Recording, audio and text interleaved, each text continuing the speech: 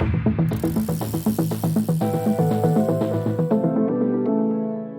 of cycling coverage cluttered with ads and clickbait? Want in-depth analysis, honest reviews, and a community of like-minded riders? Escape Collective is different. We're member-funded, so you are our priority. Get exclusive bonus episodes, insider newsletters, and connect directly with top cycling journalists. I promise I didn't write that last bit. I am just reading the script out. Join us at escapecollective.com/join.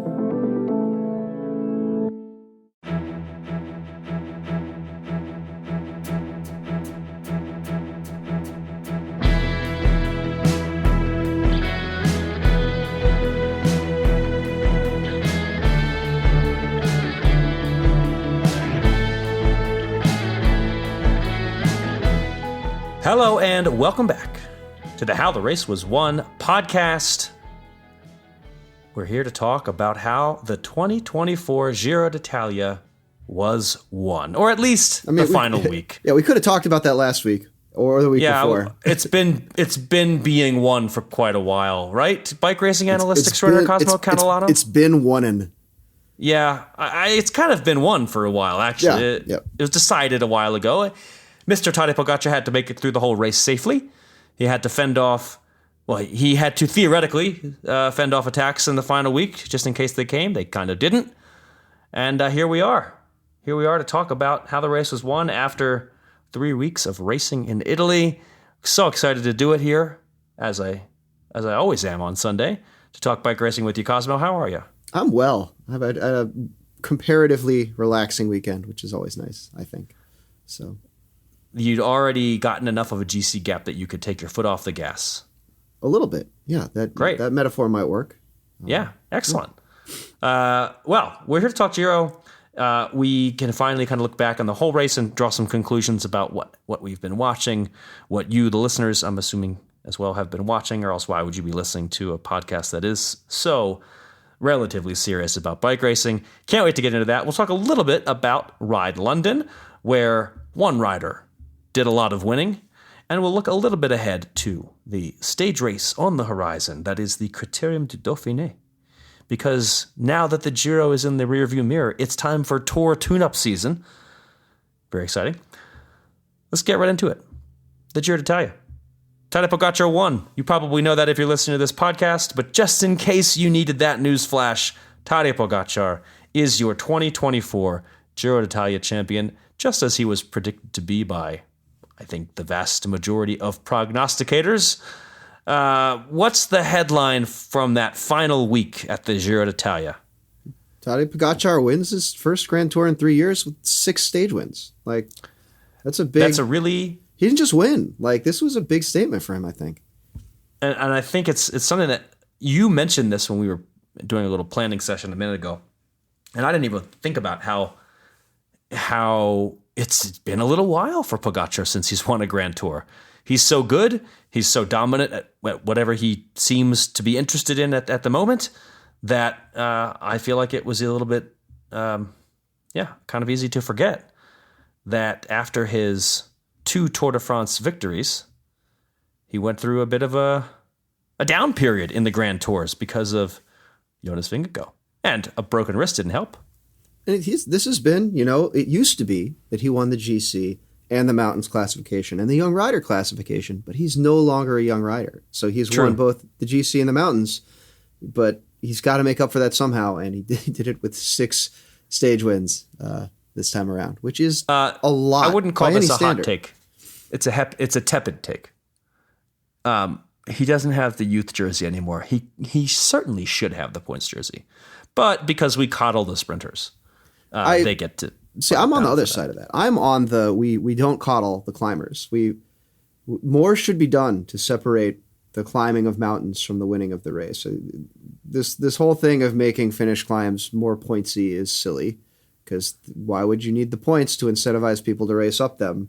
There's already time up there. Oh, I actually agree. The most important form of points. I don't need to incentivize them more. I'm just saying that we don't need to incentivize sprinting anymore. There's already people who do that. I feel like they're going to do it anyway, right? I mean, whether you're in contention for the points jersey, you're still going to try to race the sprints, as was true for Tim earlier all race. In any case, in years past, I think Tadej Pogacar would have been in contention for the points, but they have changed the system to account for a desire to see the sprinters. And thus his 6 stage wins, which is an incredible amount. And his huge, by the way, not only is 6 stage wins an incredible amount, he had already, once he had gotten to 5, I think, was like the most by a GC rider, like a non-sprinter in recent memory. And then on the other like side of the best thing in recent memory, his gap in the GC was almost 10 minutes, the biggest in like 60-something years. We saw this week, though, that after a certain point, the GC gap is somewhat irrelevant, right? If you've made it to 7 minutes, you could make it to 70 minutes, and it wouldn't really make a difference. So let's come back to that topic, because I want to talk a little about that. But first, let's tell folks how the final week of this race was won. Yeah, so we kicked off this week with stage 16, where we had a I think an all-around classic Giro day. Supposed to be a mountain stage, snow, high mountains, bad weather, not a lot of decision-making coming from the race organization. Eventually, the riders convinced them to cut the climb that they wanted to use because they started high, and I think the organization's solution was to neutralize the race so people could put on clothes. They just ended up starting in a gas station down in the valley, which was entertaining and effective. We had our boy Pellizzari off the front, almost held on, but Tadej Pogacar broke away from the GC group, as he's been doing all race and would continue to do. Caught him and won the stage in a very non-standard set of apparel with a buff around his neck, a short sleeve jersey, and full tights without shoe covers. Filominati, wherever they are, is very upset about this this deviation.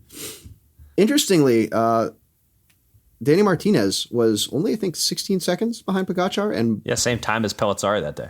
Yeah, Pellizzari beat him in the sprint. That's how much Pellizzari had left. Or what I think is more likely, Dane Martinez was trying to get as much time as he could, and he got quite a bit. There was actually a smaller gap from him to Pogacar than there was from him to, I think, everyone except for one rider behind him. Yeah, his goal, I think, I think it's pretty clear, actually, is that his goal was to leapfrog Geraint Thomas, and he did. On stage 16, he pulled ahead of Geraint Thomas, and they would continue to be tightly matched through the next few days. But yeah. I think Ineos had a little weirdness where they had kind of Arnsman up the road, almost as bait for Tiberi, and both of them dropping Thomas and then Tiberi dropping Arnsman. It just didn't seem coordinated, that's all. And, Arnsman came into this race nominally as a co-leader, and he was in the top, he finished in the top 10. But Geraint Thomas battling for a podium position. So there is some question of whether a rider should be going up the road like that, leaving his podium contending teammate behind. And that's what he did. And maybe a little bit brutalist here, but for Arnsman, I don't fully blame him. Like, personally, it's not a good teammate move, but he's an up-and-comer in a cutthroat business on a cutthroat team, and it's not a good teammate move. I guess I do see probably why you might want to do what he did. Yeah, no, it didn't look like there was any ill will on Thomas's part. For all we know, he was like, I'm going to do what I need to do today. You're not going to be able to help me. I'm just going to try and survive. So stage 17, we had yet another uphill finish, and we had another one of those re-breaks that you mentioned last week. Where the break is caught and then goes again, much to Rafael Majka's chagrin. I think he wanted the group to come together over the top of a climb, and it did not. With Emmanuel Gebroug-Zabia, I think is how you say that, going clear, so. And Georg Steinhauser, who we've mentioned before, kind of chasing him. They worked really well together for 25K, and then Steinhauser took off, managed to stay clear.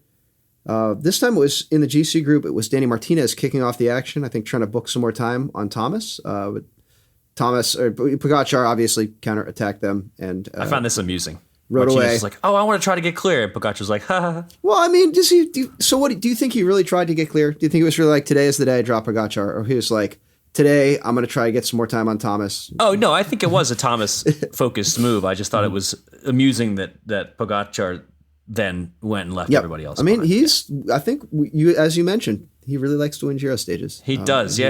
But he didn't win this one. He didn't. Well, I don't think he was even gonna. close. Yeah, there was a lot of cushion there. Yeah. But he Gabe just likes to Steinhauser, attack. well done. 22 years old. And EF with I like watching. I like being ready to see what random string of characters Jonathan Vaughters will throw together into a tweet, because he tends to express his excitement via some form of unintelligible letters, and he did again when Steinhauser won. That was great. It was Tiberi, I think, who led in the GC group too. Probably because Arnsman was dropped a little bit, lost a few seconds, but not a huge amount of GC shakeup there. Stage 18, we had a sprint where Lidl Trek actually lost Milan. I watched this 40 times trying to figure out what happened. I can't. There's a corner, like 800 meters to go. Milan is right there on Merlier's wheel, and then he just kind of slides backwards, a couple of wheels, and that's all it takes in the chaos of a sprint. And you could see 3 Trek riders in the front looking back like, where's Milan? What's going on? Where's Milan? Milan actually did a pretty good job kind of getting back into the race, but that sort of disorder really seems to favor Merlier. He showed huge patience as other people were taking off, trying to take advantage of the chaos, launching sprints early. Milan even came by him on the other side of the road, and he waited second and a half before really launching the sprint he wanted to launch, and it was pedal stroke for pedal stroke with Merlier, or with Milan, almost all the way to the line, and then you could see Milan kind of bog up, and Merlier came by and won pretty convincingly. He still had to throw his bike, but it wasn't. He waited for the photo finish, but everyone kind of knew he had won. And it was. I think it kind of highlights the difference between the two riders. Maybe talk more about that later. I don't know. I think we will. Stage 19, we finally got our classic. The GC race is over. The break is 10 minutes up the road. Andrea Vendrame attacked, went clear, won pretty easily. It was so relaxed in the GC group that at 6K to go, Thomas literally rode into the back of Tiberi, I think it was, fell down on the road, slid a little bit because it was slightly rainy. Very, this could have been disaster, and no one was going to attack him. Everybody was kind of in a group. This was a classic Giro breakaway stage, and we haven't had many of those at this Giro, because No, so many of the breakaway days have been so intense, and everybody's wanted to get in the break. The early break gets caught, a second break goes, Tadej Pogacar decides nobody else gets to have any fun, and yet this finally we had this sort of, okay, we're going to take it easy, and it's the sort of thing that was it the Bob Roll quote? Nobody knows how to ride slowly. I don't think the sun was out. It was kind of it still looked like a hard, drizzly, miserable kind of day. Yeah, and this was really it was almost a procession coming in. They're like, here's your finish town. Here's your GC group riding in. Well, they did have a hard stage to follow. They did, and it was I kind of view this almost as a coronation stage. The 2 passages of Monte Grappa, not really an uphill finish. I mean, not an uphill finish. It ended with 20 minutes of descending, but effectively, from a Giro point of view, it was a race to the top of the last section of Monte Grappa. Pogacar attacked, immediately got a push from a spectator, turned around to yell at the spectator for pushing him. Hey, I'm 9 minutes up, but I don't need a push. Does it look like I need a push? Yeah. Thomas actually got distanced before Pogacar attacked and did his usual Geraint Thomas, GC riding style, where he just kind of ground along and made his way. Never blew up. Was still behind over the top of the climb. Got in touch on the descent. Everybody finished in a group. That was impressive from him. 2 minutes and 7 seconds down on Pogacar. And Thomas, he would have had to lose a lot of ground to give up a podium. I think, but he didn't lose any ground, and I was pretty impressed with the way that he stayed within himself, as they say. But Pogacar made it up and over Monte Grappa way before everyone else, and then. Maybe not much incentive. Once he's gone, what's the point of trying to keep the gap close? Because he's in pink, and if he finishes 2 minutes ahead of you or 25 minutes ahead of you, your position's not going to change. A scant 2 minutes and 7 seconds. What's the difference? It felt. This is his coronation procession, right? He did a little work at the end of stage 21, but he wasn't True. He wasn't, trying to pull a Vino. I think this was his last statement of strength for the race. Yeah, stage 21, a sprint stage in Rome. There was a little bit more Milan, one last Merlier-Milan battle. Well, we got some beautiful drama, some beautiful teamwork. obviously it started off with the photo session, but then converted to a real stage and beautiful shots of the Coliseum. And then Milan got a flat around 6K out, which is kind of not considered salvageable. Sean Kelly on the broadcast, usually race ending. Yeah, was like, he's not going to get back to the group, let alone contest the sprint. He got back to the group. He got what I believe to be a reasonable amount of support from various team cars as he made his way back up. But he had to make his way through the group, and Trek was right there, had all their guys, pulled him up to the front, and put him in exactly where he wanted to be, I think. There was just a little transition at the end of the race from paved to cobbles around 200-ish meters, and I don't know if you've seen a race called Nocera Corsa. It ends with an uphill cobbled sprint, and Tim Merlier is very good at winning that race, and he did basically the exact same move here, where he took off a little bit early, got up ahead of steam did his accelerating on the tarmac, hit the cobbles. You could see Milan go to respond to him and just not be able to. Didn't have it. The question is, did he not have it, or was it just not feasible to efficiently put watts into the pavement over the cobblestones? On that terrain. But either way, it was a very convincing win by Merlier, and Milan, I think, kind of knew from the moment he launched the sprint he wasn't going to get there one way or another, which is a little frustrating to see, like, that awesome comeback kind of not result in a stage. But like, it almost like the Disney script is he wins the stage, right? Right. And it just, this is bike racing, no Disney script. But he did win the points classification. He won the points classification, and again, it was an amazing job to get him back forward. Like, it was considered unlikely that he would even be in the group, let alone the sprint. And he did everything. Everything was executed as well as he could execute on it, maybe except for the timing of the last sprint. And like, Milan is not the sort of rider that approaches sprints like that, right? Like, he's there with the train, with the power. Put me side by side with the guy and I'll be stronger than him. And this has just happened to not be that kind of finish in Rome, in a place where they don't finish the Giro that often. So let's do a couple different things to talk about. Pogacar, other riders we thought were impressive. But since we just talked sprints, let's focus on sprints for a bit first, as our sort of first talking point here. I thought that Milan was the fastest rider at the Giro in terms of the pure sprints. Yeah. I mean, and I really appreciated that Tim Merlier was nonetheless able to win 3 stages. The same number of stages. Right, he won the same number of stages as Milan. I think it's a really good example of, if this were a ball sport, they say that's why they play the game. You need to actually, like, let the results play out, because Milan is really fast and Trek had a great lead out.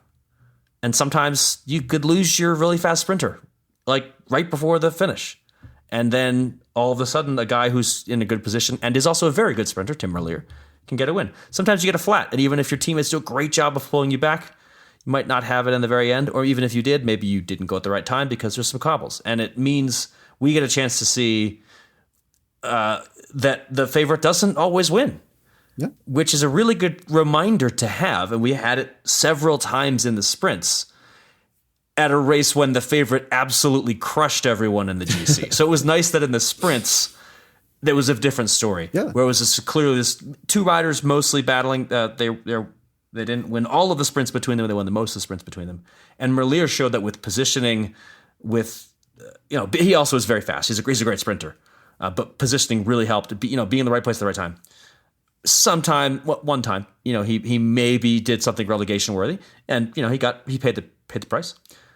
But yeah, I just appreciated that he was able to put on that display, and I think it's really great for Merlier himself, who, at Soudal last year, he was sort of a rider without a place to go. He was not, he was not going to be doing these things because he didn't go to any Grand Tours last year. And since this year he got a chance to go to the Giro d'Italia, it really paid off for Soudal Quickstep, which between him and Alaphilippe had a great stage hunting race. Yeah, I to use your ball sports metaphor, I think one of the major factors here too is that we got. So for our Commonwealth country listeners, there's a game called baseball, and it is not played on a regular field outside of the infield. So the various shapes and sizes of playing fields, different venues, are totally different. In soccer, association football, you have different pitches. There are different environments. There's different lighting. There's different wind, but the pitch is exactly the same. It's not that way in baseball. And Which I don't think, but just this might not be something that everybody knows. Yeah, that's why I'm saying different fields have different dimensions, which is kind of crazy. There's the green monster in Fenway Park is there because the left field is so close to home plate that they had to make a big wall so that people would stop hitting easy home runs over it. And they still hit a lot of home runs over it. They still hit plenty of home runs over it, yeah. And it's I think in cycling you have a similar situation where there is in theory a set of basic controls for the finish of a sprint, but there are all sorts of different roads. There's corners, there's bumps, there's hills. And I think we saw part of that ability that Milan didn't quite have as well as Merlier was sort of adjusting to those different environments, kind of reading the sprint, having perfect timing, knowing when to go to make the most of the power he has. And he looked really fast. Like there are plenty of moments in the stage where, or in the Giro, where Milan and Merlier were side by side or close to it for extended sections of riding. And like, Milan is always the guy people think of when they talk about a guy going fast on a bicycle, but Merlier also able to go that fast on a bicycle for a long time in a seemingly like apples to apples fair play comparison between the two, which is not something I thought Merlier had coming into this race. And I'm like, dude is good at winning bike races and also like legit fast, straight up fast.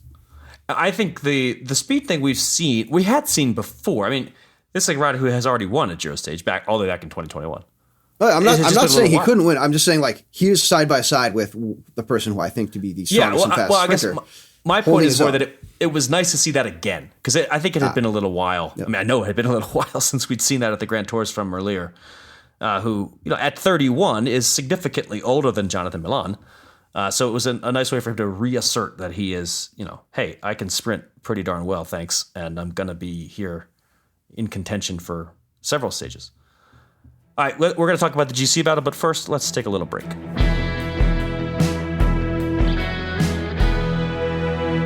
All right, let's talk about the rider who won the Giro d'Italia, and then the other riders who were on the overall standings, below his name. I don't know if you could say near him, but they were on the list.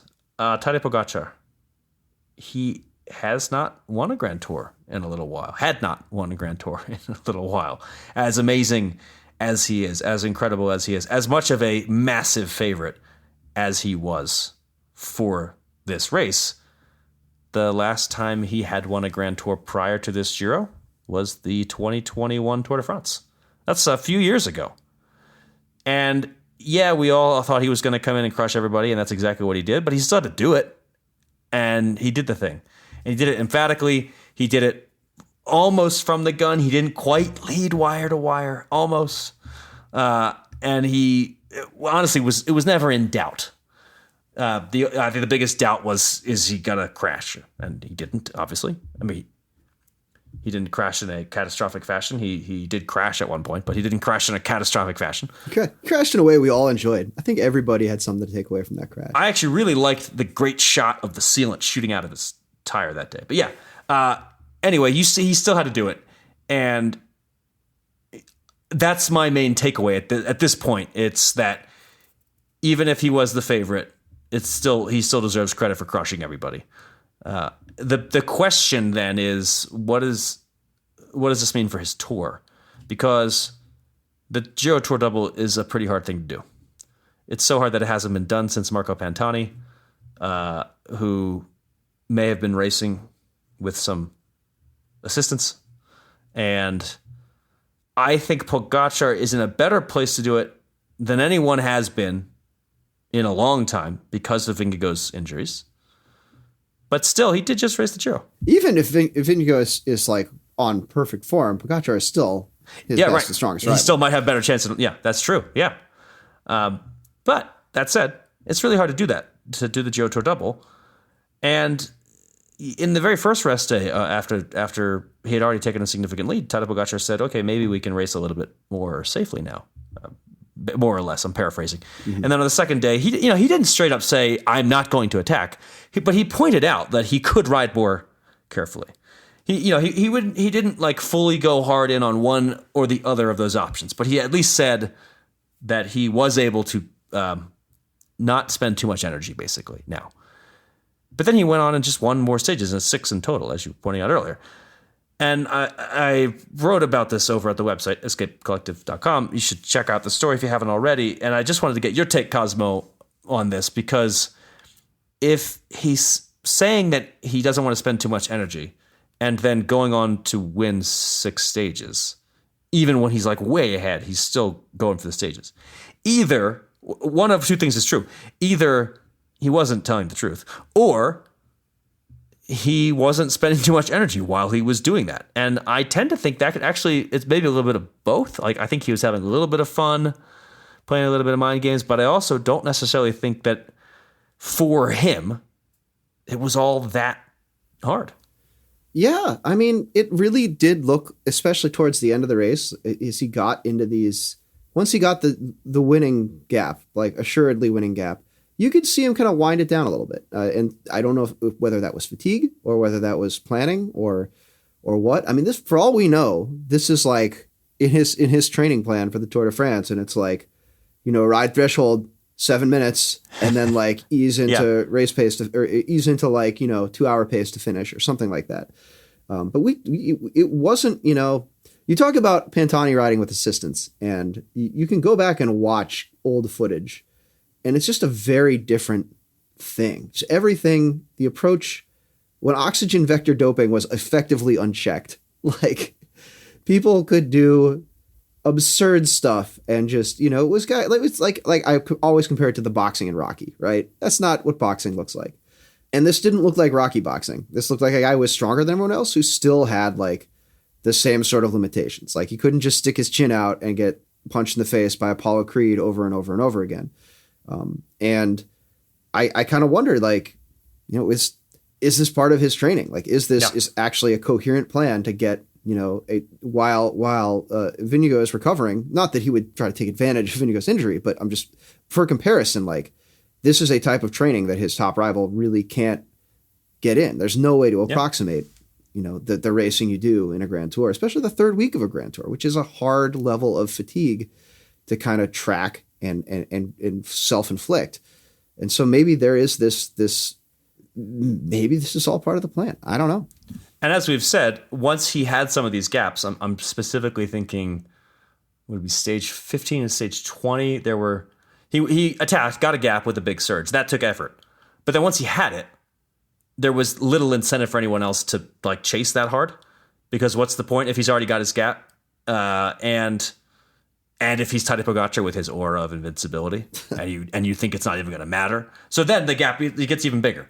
So I think that helped extend those gaps and therefore his GC gap. And all of these things are to say that I was pretty skeptical of Tadej Pogacar's Giro Tour double chances because it is so hard to do. And I am coming around based on what we saw at the Giro.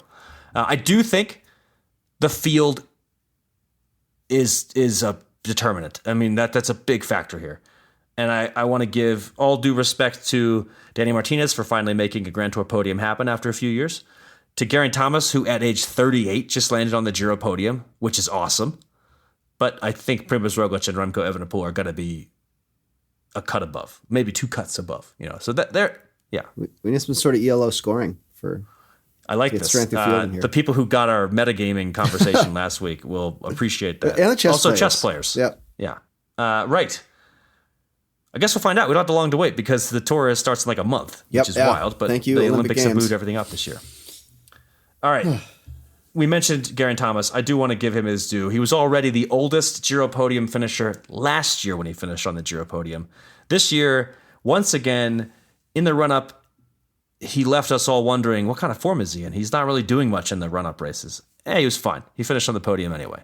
And I think that's such a veteran approach to just be able to show up, know where you are form-wise, ride onto the podium. I'm pretty sure he would have preferred to finish second instead of third, but it was still very impressive. I do have to wonder how this race would have looked without UAE and Pogacar in it. Like a Danny Martinez, Geraint Thomas, Bora Hansgrohe, Ineos battle. just because they were so tight for a Yeah. lot of the race, and Thomas had the most recent bad day. It really seemed like, but he didn't implode, and you gotta sort of wonder if there isn't this Superman dude banging up the road, stealing stage wins, really controlling things with his team. How that very, very narrow margin between them would have played out. 28 seconds was the final margin. So between Tadej Pogacar and Danny Martinez was 9:56. It was almost 10 minutes. But between Martinez and Geraint Thomas, it was less than 30 seconds. It was extremely close. And that was, again, one of the many times we've said this, but if you're willing to look past just that very top of the GC battle, there's so many other cool things going on. The sprints, this great battle of the sprints, a few breakaway stages, the ones that Tadej Pogacar allowed everyone else to have. And then, the battle for the podium and second and third. And Danny Martinez, by the way, I thought this was a performance that I think we've been waiting for a little while because he won the Dauphiné back in 2020. That's 4 years ago. And he had, up until this point, not yet delivered that Grand Tour result. And finally now, second at the Giro. And I think Bora Hansgrohe gets to have a little bit of a trial run with Martinez at the Giro, being in this position, maybe not leading the race, but at least being close for the Tour, where they will have one of the few people who might be able to beat Tadej Pogacar in Primož Roglič, the one rider who was so close to winning the Tour de France, but for Tadej Pogacar. Once upon a time, yeah. All right, we were talking before the show. I wanted us to come up with a rider each. I wanted each of us to come up with a rider to bestow upon this person the second annual Derek G Award. The rider who didn't win a stage and as a consolation prize gets to be recognized for his efforts. And a rider who, particularly in the breakaways, who deserves a lot of credit and maybe some heralding from us. I'm going to go with Giulio Pellizzari. Cosmo, who you got? I concur completely. I think he is the there you go. consensus choice. We had planned, hoped to come up with a different rider, but we both agreed, actually, when we were planning, that this guy deserves a ton of credit.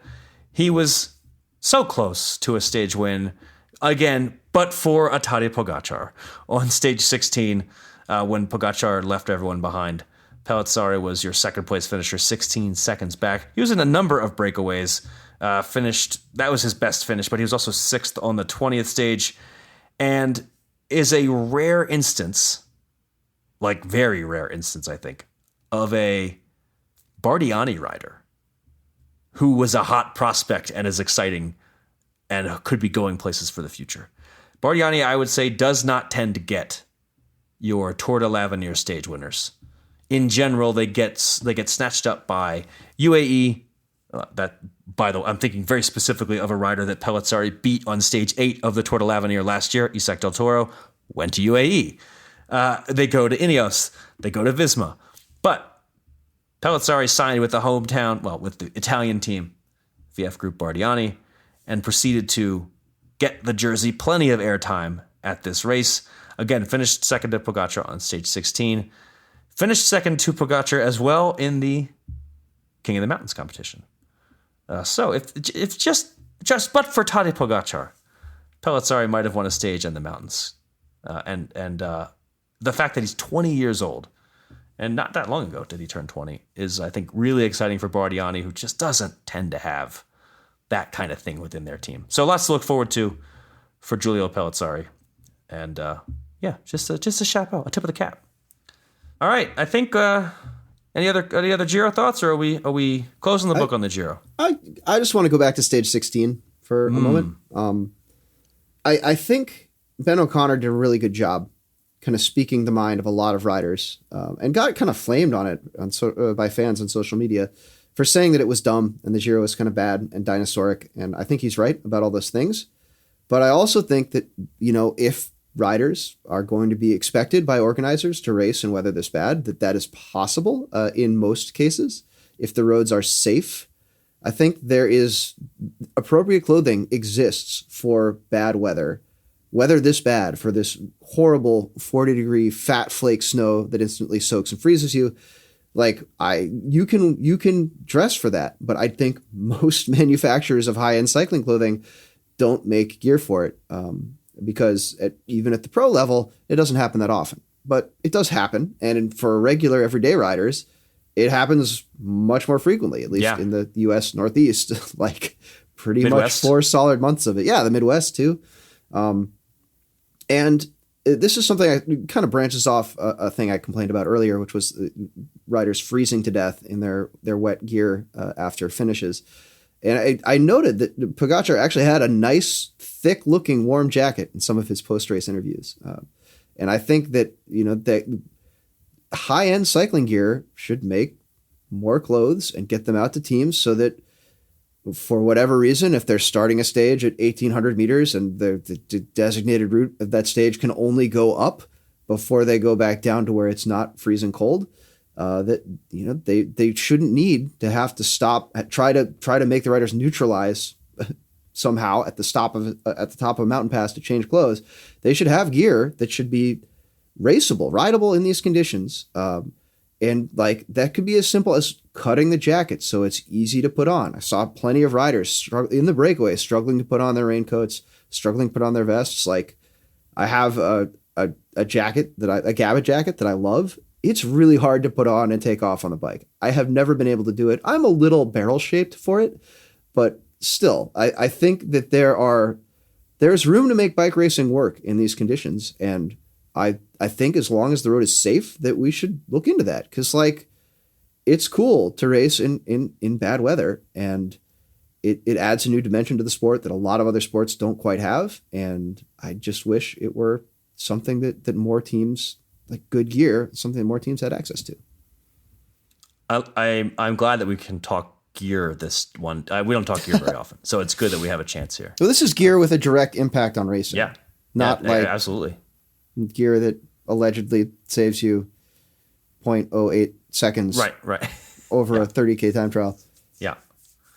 And with that, I think we can close the book on the 2024 Giro d'Italia. Congratulations to Tadej Pogacar. You are Giro winner, also 6 stages. And thanks to, the whole Giro peloton for keeping us entertained for 3 weeks. Let's do a little racing roundup around the league. On the women's side, Ride London. 3 stages of World Tour racing in London. Ostensibly, these were different days of racing, 3 different stages, but they had the same winner. And she won the overall as well. Lorena Vibas of SD Works was your 3-stage winner and overall winner at Ride London. It feels like maybe they could have aimed for a slightly different route overall to maybe. It's you're not going to, obviously, you can't completely stop one rider from dominating a race. We've just seen that. But if you at least have 3 stages with a little bit more varied course design, maybe this doesn't happen as guaranteed. Yeah, like I think this dovetails nicely with our discussion of baseball stadiums earlier. Like if you make every stadium faceless indoor multi-purpose arena, it's not going to be very fun to watch baseball pretty quick.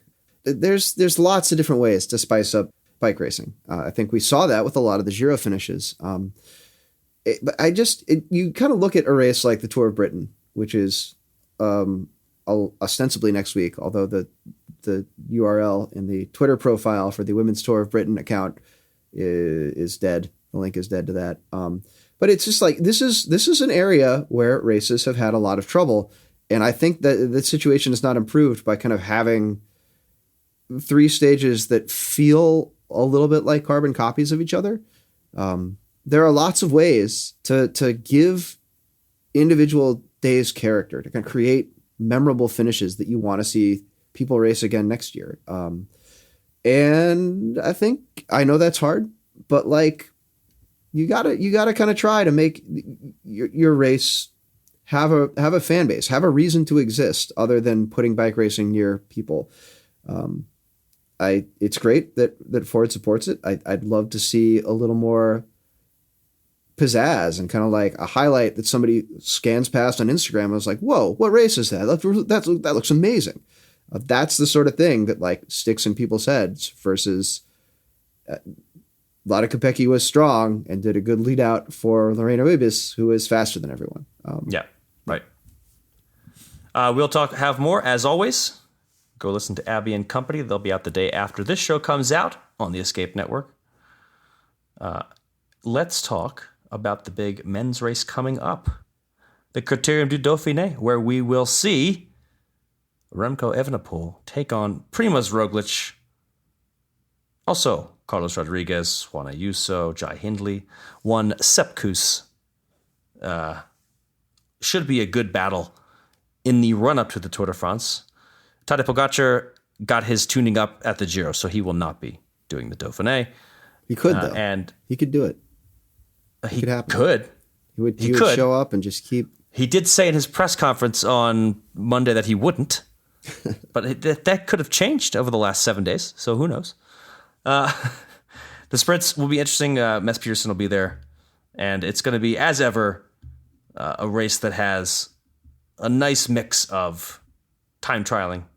There is a Stage 4 TT and some hard mountain climbs in the Dauphiné region of France, including stages 7 and 8, which I feel like is normal. They really love to do this 7 and 8 at this race. 2 great climbing finales on those stages. So we should get a great battle there. We will look a little bit more at the race by the time we are next podding a week from now. So keep your eyes peeled or your ears peeled for that. Until then, I hope you enjoyed the Giro, and I hope you enjoyed our coverage of the Giro, both here on the How the Race Was Won podcast. Well, I just said the name. I'm still going to ask you what it's called here in a second. Okay. Because that's how we sign off. And over on escapecollective.com, and we'll have plenty more as the Dauphiné and the Tour de Suisse and the Tour de France approach. Until next time, I'm Dane Cash, and in case you didn't hear me just say the name of our show, who are you and what was this? I'm Cosmo Catalano, and that was the How the Race Was Won podcast.